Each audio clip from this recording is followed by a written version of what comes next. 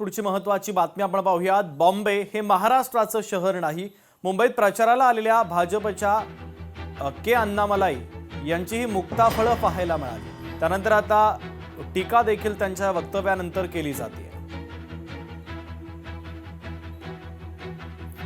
पंतप्रधान मोदी केंद्रात आणि राज्यात देवेंद्र फडणवीस। मुंबईमध्ये भाजपचा महापौर असेल कारण मुंबई हे महाराष्ट्राचं शहर नाही। मुंबई आंतरराष्ट्रीय शहर आहे। मुंबईचं बजेट 75,000 कोटी रुपये इतकं आहे। मुंबईच्या व्यवस्थापनासाठी चांगले लोक प्रशासनामध्ये बसवावी लागतील,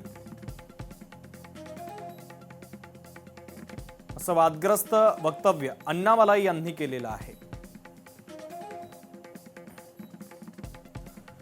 अण्णामलाईला मुंबई बाहेर जाऊ देऊ नका, अण्णामलाईला तातडीनं अटक करा, संजय राऊतांनी आता जोरदार टीका केली आहे।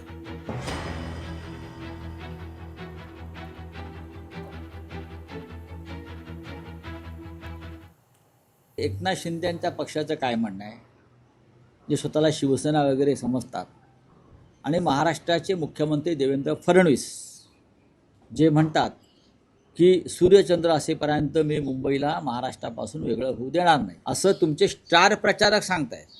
हा जो कोणी अण्णा फडणा झन्ना मलाही आहे बरं का, हा विचार भाजपचा आहे का? तुमच्या थोबाडात मारून गेला तो अण्णामलाई सरकारच्या। अण्णामलाईवरच्या वक्तव्यावर आधी तुम्ही उत्तर द्या, मग जन्मभूमी कर्मभूमी धर्मभूमी काय ते आम्ही बघू। बाळासाहेब ठाकरेंचा इतिहास काढण्याचा तुम्ही भानगडीत पडू नका।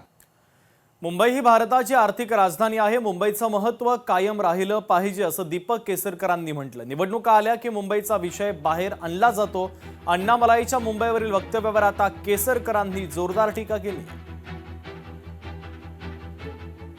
असं कुठलंही होता कामा नये असं मला वाटतं, परंतु चुकीने एखादं वक्तव्य बाहेर पडलं तरी त्याचा आधार घेऊन आजच संजय राऊतजींनी सुद्धा याच्यावर स्टेटमेंट केलेलं आहे, आणि अशा तऱ्हेने या वक्तव्यातून चुकीचा अर्थ काढणं हे पूर्णपणे चुकीचं आहे। मुंबई हा महाराष्ट्राचा अविभाज्य भाग आहे आणि मुंबई महाराष्ट्राचीच कायम राहणार आहे। लोकशाही मराठी ऐका, पहा, जागरूक रहा।